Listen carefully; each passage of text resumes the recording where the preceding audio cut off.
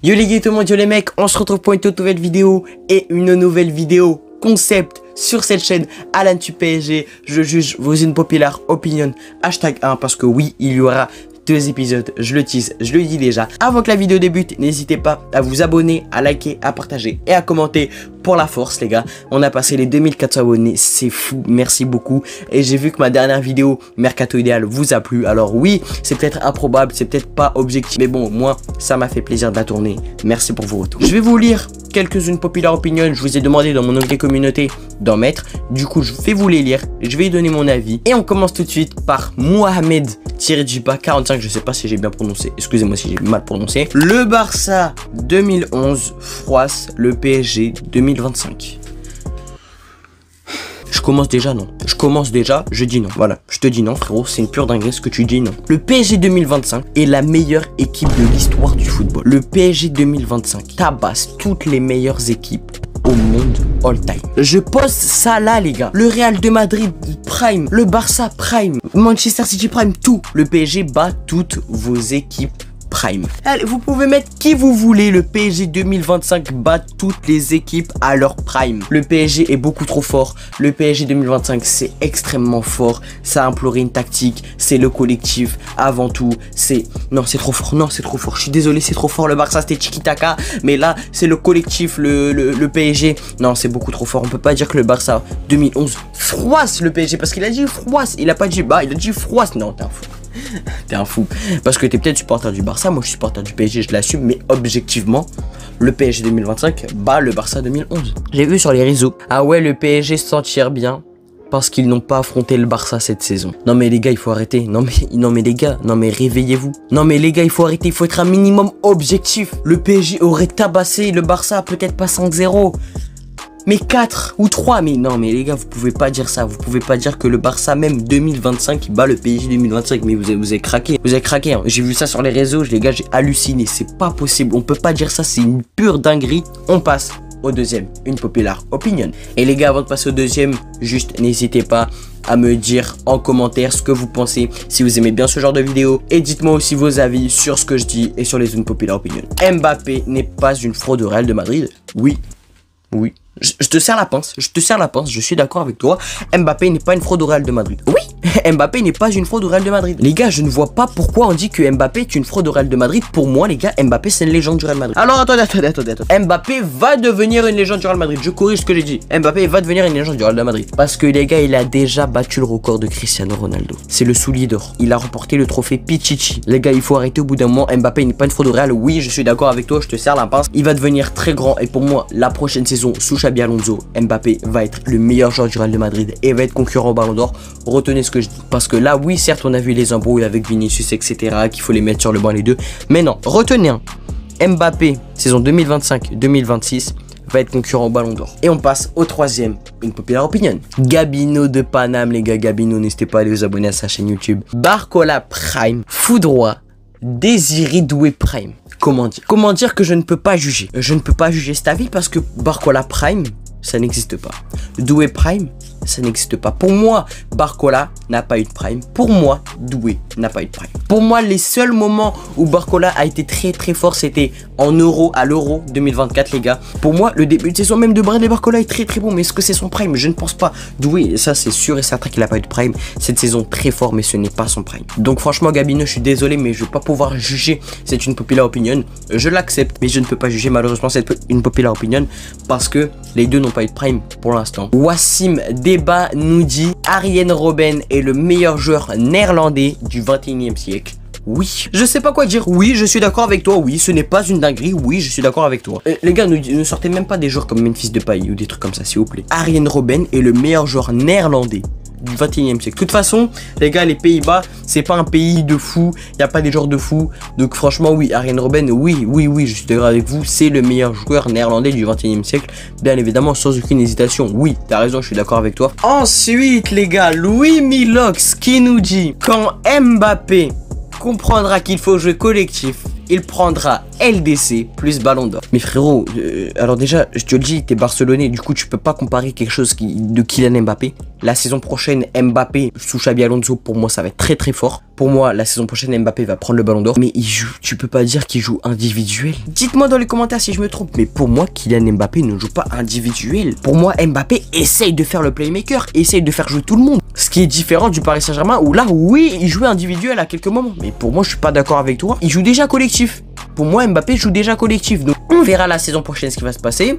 Mais quand Mbappé comprendra qu'il faut jouer collectif, pour moi, il joue déjà collectif. Donc déjà, ton populaire opinion, il est pas concret. Pour moi, je suis pas tout à fait d'accord avec ce que tu dis parce que Mbappé joue déjà collectif. Et la saison prochaine, pour moi, il jouera encore plus collectif sous Xabi Alonso. Je suis 45% d'accord avec toi. Mais sinon, tu t'insinues que Mbappé ne joue pas collectif. Ça, je suis pas d'accord avec toi. Mais voilà, sinon, ton populaire opinion, il est moyen. OLC, modérateur de la chaîne, il nous dit Maradona est surcoté. À part la Coupe du Monde et 2 Scudetto, il n'y a rien d'autre. Il n'a pas de LDC, il a flop au Barça, il a marqué 2 buts en LDC dans toute sa carrière. Sa carrière est résumée juste à quelques trophées et à ses dribbles. Non mais les gars, non mais on peut pas dire ça. Vous voulez que je vous dise quelque chose? Je n'ai pas vu Maradona jouer. Mais si on parle encore de lui, c'est forcément qu'il a marqué le football de son empreinte. La main de Dieu. Son but, il a été surnommé la main de Dieu et tu dis qu'il est surcoté. En plus, tu supportes le Barça. Tu supportes le Barça, tu me dis qu'il est surcoté. Là, je suis désolé. C'est une dinguerie. Je suis pas du tout d'accord avec ton avis. Pour moi, Maradona est une légende du football mondial. C'est impossible de dire ça, je sais pas comment c'est possible de dire ça. Je sais pas si t'es sérieux quand tu dis ça, mais c'est une pure dinguerie de dire ça, les gars, que Maradona est surcoté. C'est une folie. Et on va passer à la dernière personne qui a mis des populaire opinion. Il en a mis 6. Du coup, on va se régaler. Alors, on commence, les gars. Du coup, c'est Yanou, les gars. Yanou FC, les gars. N'hésitez pas à aller vous abonner à lui. C'est vraiment un bon, les gars. À l'heure où je vous parle, il y a la LDC de TikTok, les gars, qui se déroule. N'hésitez pas à aller vous abonner. Il commente les matchs, etc. C'est vraiment cool. Donc voilà. Il fait du très beau contenu également. Donc n'hésitez pas à aller vous abonner. Mais c'est une populaire opinion. Par contre, il pue sa tante. La Croatie est bien meilleure nation de foot que l'Angleterre. Non mais Yanou, non mais arrête. Non mais Yanou, arrête. Yanou, arrête. Tu peux pas dire que l'Angleterre est pire que la Croatie, frère. Tu peux pas dire que la Croatie est une meilleure nation de football que l'Angleterre. En termes de légende, à la Croatie, pour moi, la seule potable, c'est Luka Modric. La seule légende potable, c'est Luka Modric. Angleterre, frérot. Oh, t'as Harry Kane. Bon, là, je te parle de cette génération en ce moment. Harry Kane, Bellingham, Arnold, frérot. Saka. Non, non, non, tu peux pas dire ça. Je suis pas du tout d'accord avec toi. Premier populaire opinion, premier désaccord. Je ne suis pas du tout d'accord avec toi. Carrément, je te contredis. Premier scandale de Yanou. On continue parce qu'il y en a un deuxième. La CAN est 100 fois mieux que la Copa. Je suis d'accord avec toi. La CAN, c'est tellement bien. C'était le prime. La dernière CAN, là, c'était le prime. De mon côté personnel, je l'ai vécu ça avec ma famille. C'était le prime de la vie, les gars. La Côte d'Ivoire qui remporte, c'était le prime. C'était vraiment le prime, les gars. La CAN, la Copa América, personne regarde ça, frérot. Mais vraiment, personne regarde ça. Toutes les cultures africaines se mélangent. Ah, c'est une dinguerie, je vous jure. La CAN, c'est une dinguerie. Oui, la CAN, c'est 1000 fois mieux même que la Copa América. Oui, oui, oui, Yanou. Là, t'as raison, je te confirme, t'as raison. La CAN, ça tabasse. La Copa América, oui, je suis d'accord avec toi. Flick est déjà l'un des meilleurs coachs de l'histoire. Une LDC avec le Barça. Et tout le monde sera d'accord avec moi. Doucement. Non mais doucement, frérot. Doucement, tu te calmes. Tu te calmes. Comme ça, Hansi Flick, c'est l'un des meilleurs entraîneurs de l'histoire. L'un des meilleurs entraîneurs de l'histoire. Peut-être dans le futur, mais pas pour l'instant. Non, là, je suis pas d'accord. Hansi Flick, c'est pas l'un des meilleurs coachs de l'histoire. Je ne suis pas d'accord avec toi. La plus grosse dinguerie de cette vidéo, c'est maintenant. La carrière de Griezmann est meilleure que celle de Neymar. Oh non, non, non. Neymar, c'est 34 trophées collectifs. Antoine Griezmann, 12 trophées. Et t'insinues qu'Antoine Griezmann a une plus grande carrière que Neymar. Alors oui, peut-être on peut dire qu'Antoine Griezmann a été plus décisif à la finale de la Coupe du Monde 2018. Il a été décisif à la finale de la Coupe du Monde 2022. Oui, parce qu'on l'a gagné. Malheureusement, non. Tu peux pas dire qu'Antoine Griezmann a une meilleure carrière que Neymar. Non mais les gars, mais j'en ai entendu des conneries, hein. Mais Yanou, je suis désolé, mais là, non. Là, Yanou, c'est... Non, non, non. Il m'a dit, en live, les gars, il m'a dit, alors Dani Alves a une meilleure carrière que Neymar. Parce que je parlais en termes de trophées. Ben, je lui ai dit oui. Je lui ai dit oui, parce que là, en termes de carrière, on parle pas de talent, là, on parle de carrière, les gars. La carrière, ça se résume au trophée. à l'importance du joueur dans le club, en sélection. Non, non, je suis pas d'accord. C'est une dinguerie ce que tu dis. S'il te plaît, réveille-toi un petit peu. Yannou, s'il te plaît, parce que là, tu me dis des dingueries. Et le dernier avis de cette vidéo, les gars. Hakimi rivalise avec Drogba, Eto'o et Weah comme meilleur africain de l'histoire. Oui. Et alors oui, je suis totalement d'accord avec toi. Je vais rajouter quelque chose. Hakimi est top 2 des meilleurs latéraux de l'histoire. Top 1, Dani Alves. Top 2, Hakimi. Top 3, Cafu. Oui, oui. Vous avez très bien compris. Cafu, frérot. Non, mais Cafu, il faut arrêter. Cafu, il faut arrêter, les gars. Cafu est un meilleur latéral que Hakimi. Ça dit... Non, non, non, non. Arrêtez. Les gars, je sais pas si vous avez vu le mec qui a dit Cafu fait Belek. Je sais pas si vous avez vu ça, les gars. Il a raison.